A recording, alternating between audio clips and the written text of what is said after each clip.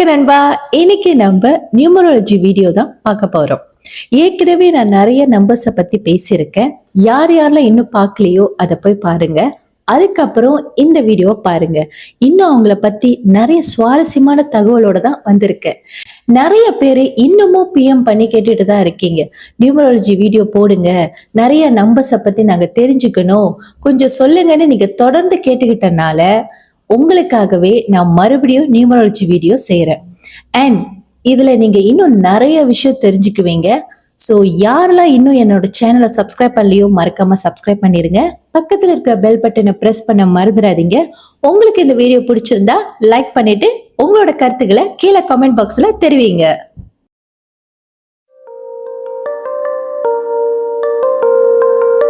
இந்த 1, 10, 19, 28 இந்த தேதியில பிறந்தவங்க பாக்குறதுக்கு எப்படி இருப்பாங்கன்னா, இவங்க நடந்து வர விதத்தை பார்த்தாலே ரொம்ப கம்பீரமா இருக்கும். அது மட்டும் இல்ல, இவங்களோட ட்ரெஸ்ஸிங் சென்ஸ், பேசுற விதம் எல்லாமே ஈர்க்கக்கூடியதாவே இருக்கும். இவங்க கிட்ட ஒரு காந்த பார்வை இருக்குன்னு கூட சொல்லாங்க. இவங்க கண்ணை பார்த்து பேசினா மட்டும் நம்ம விழுந்துருவோம். அந்த அளவுக்கு ரொம்ப அழகான வசீகரமான கண்கள் கொண்டவங்க இந்த 1வது ஆதிக்கத்துல பிறந்தவங்க. இவங்க டக்குன்னு யாருகிட்டயுமே பேசிட மாட்டாங்க. பாக்குறதுக்கு கொஞ்சம் சிடுமூஞ்சு மாதிரி இருக்கும். அதே சமயத்துல நமக்கே தோணும், இவங்க கிட்ட போய் பேசினா இவங்க நம்ம கிட்ட பேசுவாங்களான்னு. ஆனா பேசி பார்த்தாதாங்க தெரியும் அவங்கள மாதிரி ஒரு ஃப்ரெண்ட்லியான பீப்புள் இருக்கவே முடியாதுன்னு. யாரு என்ன ஹெல்ப் கேட்டாலும் இல்லைன்னு சொல்லாம உடனே செய்யக்கூடியவங்க தான் அவங்க.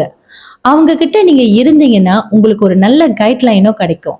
அது மட்டும் இல்ல, அவங்களுக்கு தெரிஞ்ச எல்லா விஷயத்தையுமே உங்களுக்கு சொல்லி கொடுப்பாங்க. ஒரு சில பேர் இருப்பாங்க, இவங்களுக்கு ஏன் நம்ம இந்த விஷயத்த சொல்லி கொடுக்கணும், இப்ப வேலை விஷயமாவே இருக்கட்டுமே, உங்களுக்கு அங்க இருக்கிற எல்லா வேலையும் தெரியும். திடீர்னு ஒரு புது ஸ்டாஃப் வராங்க, அந்த புது ஸ்டாஃபுக்கு நீங்க தான் சொல்லி கொடுக்கணும். ஒரு சில இடத்துல என்ன பண்ணுவாங்க, சம்டைம்ஸ் சில ஸ்டாஃபுக்கு வந்து சொல்லி கொடுக்க மாட்டாங்க. எங்கடா சொல்லி கொடுத்தா அவங்க நம்மளை விட முன்னுக்கு போயிட்டாங்கன்னா அந்த மாதிரி ஒரு கெட்ட எண்ணம் ஒரு சில பேருக்கு இருக்கும். ஆனா இவங்க தனக்கு தெரிஞ்ச எல்லா விஷயத்தையுமே புதுசா வந்தவங்களுக்கு ரொம்ப அழகாவே சொல்லி கொடுப்பாங்க. புரியலன்னா கூட பக்கத்துல இருந்து உட்காந்து அவங்களுக்கு ஒரு ஒரு விஷயமா சொல்லி கொடுப்பாங்க. ஏன்னா இவங்களுக்கு என்னைக்குமே நம்ம தான் முன்னுக்கு இருக்கணும் அப்படின்ற ஒரு எண்ணம் இருக்காது. நம்மளால ஒருத்தவங்க முன்னுக்கு போயிட்டாங்கன்னா அதை பார்த்து சந்தோஷப்படுறவங்க அது இவங்களாதான் இருக்க முடியும். இவங்க கிட்ட இருக்கிற இன்னொரு விஷயம் என்னன்னு பாத்தீங்கன்னா, இவங்களுக்கு நல்ல ஜோக் பண்ண வரும். அதுவும் இவங்க ஒரு ஆளுகிட்ட நல்லா பேசி பழகி க்ளோஸா இருந்துட்டாங்க வச்சுக்கோங்களேன், அவங்க கிட்ட இருக்கிற குழந்தைத்தனம் அப்பதான் வெளியே வரும். இவங்க அவங்கள சிரிக்க வைக்கிறதுக்காக என்ன வேணாலும் செய்வாங்க. ஆனா சோகமா இருக்கிறத மட்டும் இவங்களால பார்க்க முடியாது. இவங்களும் சந்தோஷமா இருக்கணும், கூட இருக்கிறவங்க நல்லா சிரிச்சு சந்தோஷமா இருக்கணும்னு எதிர்பார்ப்பாங்க. அவங்க இருக்கிறனாலதான் அந்த குரூப்புக்கே ஒரு சந்தோஷம் கிடைச்ச மாதிரி இருக்கும். சம்டைம்ஸ் அந்த குரூப்ல அவங்க இல்லைன்னா அந்த குரூப் மெம்பர்ஸே இவங்களை ரொம்ப மிஸ் பண்ணுவாங்க. இந்த 1வது ஆதிக்கத்துல பிறந்தவங்களுக்கு தனித்துவம் வாய்ந்த சில திறமைகளும் இருக்கு. பாத்தீங்கன்னா ஒரு சில பேர் நல்லா டான்ஸ் ஆடுவாங்க, ஒரு சில பேர் வந்து பாடலுக்கு வரிகள் எழுதுவாங்க, ஒரு சில பேர் வந்து நல்ல கவிதையும் எழுதுவாங்க, நடிக்கிறது, ஓவியம் வரைகிறது, இந்த மாதிரி ஏதாவது ஒரு விஷயத்துல தனித்துவம் வாய்ந்த திறமைகள் இவங்க கிட்ட இருக்கும். இன்னும் ஒரு சில பேருக்கு இது எல்லாமே வருங்க. இவங்க எல்லா விஷயத்துமே எக்ஸ்ப்ளோர் பண்ணணும்னு விருப்பப்படுவாங்க. கலையிலயும் ஈடுபாடு கொண்டவங்க, திறமையிலையும் இவங்களை அடிச்சுக்க முடியாது. இவங்க பாக்குறதுக்கு சாதாரணமா இருந்தா கூட இவங்களுக்குள்ளால நிறைய நாலேஜ் இருக்கும். இவங்க கிட்ட பேசுறப்பதான் தெரியும் இவங்களுக்கு இவ்வளோ விஷயம் தெரியுமான்னு. எல்லாம் தெரிஞ்சிருந்தும் அதிகமா காட்டிக்க மாட்டாங்க. அதே சமயத்துல கத்துக்கிற ஆர்வமும் இவங்களுக்கு அதிகமா இருக்கும். இப்போ ஒரு கேஸை கண்டுபிடிக்க முடியலன்னு வச்சுக்கோங்களேன், ரொம்ப காம்ப்ளிகேட்டடான ஒரு கேஸ்னா இவங்க கிட்ட கொடுத்தீங்கன்னா கண்டுபிடிச்சு கொடுத்துருவாங்க. ஏன்னா இவங்களுக்கு அந்த ஆராய்ச்சி மனப்பான்மை இருக்கிறனால எந்த ஒரு விஷயமே நல்லா ஆராய்ந்து ரொம்ப அழகா சொல்லக்கூடியவங்க. இவங்களால ஒருத்தவங்களை நல்ல வழி நடத்தவும் முடியும், மோட்டிவேட்டும் பண்ண முடியும். ரொம்ப சோகமா இருக்கீங்களா, டிப்ரெஷன்ல இருக்கீங்களா, இவங்க கிட்ட போயிட்டு நீங்க உட்காந்து பேசி பாருங்க, உங்க மனசு அப்படியே லேசாயிரும். உங்க பிரச்சனைக்கான சொல்யூஷனும் உங்களுக்கு கண்டிப்பா கிடைக்கும். இந்த 1வது ஆதிக்கத்துல பிறந்தவங்க they are a very good leader. இவங்க கிட்ட லீடர் குவாலிஷிப் அதிகமாவே இருக்கும். ஒரு குழுவை வழிவகுத்து கொண்டு போறது, ஆலோசனை கொடுக்கறது, அட்வைஸ் பண்றது, அவங்க பிரச்சனைக்கான சொல்யூஷன் கொடுக்கறது எல்லாமே இவங்களுக்கு இயல்பா வரும். அண்ட் இவங்களால எந்த ஒரு விஷயத்தையுமே ஈஸியாவே கண்ட்ரோல் பண்ண முடியும். ஒரு இடத்துல பிரச்சனை நடந்தா கூட அந்த இடத்துல இவங்க போனாங்கன்னா பிரச்சனையே இல்லாம ஆக்கிடுவாங்க. ஏன்னா இவங்க என்னைக்குமே சமாதானத்தை விரும்பக்கூடியவங்க. பட் இவங்க லைஃப் பார்த்தீங்கன்னா ரொம்ப சாக்ரிஃபைஸ் பண்ணி தான் வாழக்கூடிய வாழ்க்கையா இருக்கும். இவங்களோட டைம், எனர்ஜி, இவங்களோட நாலேஜ் எல்லாமே பிறருக்கு தான் அதிகமாக உதவும். பிறருக்காகவே ஒவ்வொரு விஷயத்தையும் பார்த்து பார்த்து பண்ணக்கூடியவங்க. தன்னை சார்ந்தவங்களா இருக்கட்டும், தன்னை சுத்தி இருக்கிறவங்களா இருக்கட்டும், அவங்களுக்கு தேவையான விஷயத்த செஞ்சு கொடுக்கறதுல தயங்கவே மாட்டாங்க. இவங்களுக்கு ஆன்மீகத்துல அதீத ஈடுபாடு இருக்கும். தெய்வ நம்பிக்கையும் அதிகமா இருக்கும்.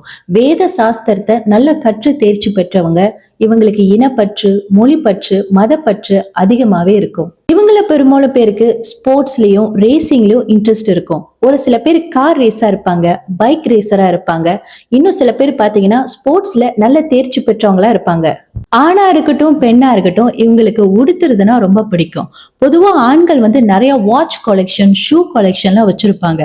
பெண்கள் பாத்தீங்கன்னா ஹேண்ட்பேக், இயரிங், ட்ரெஸ்.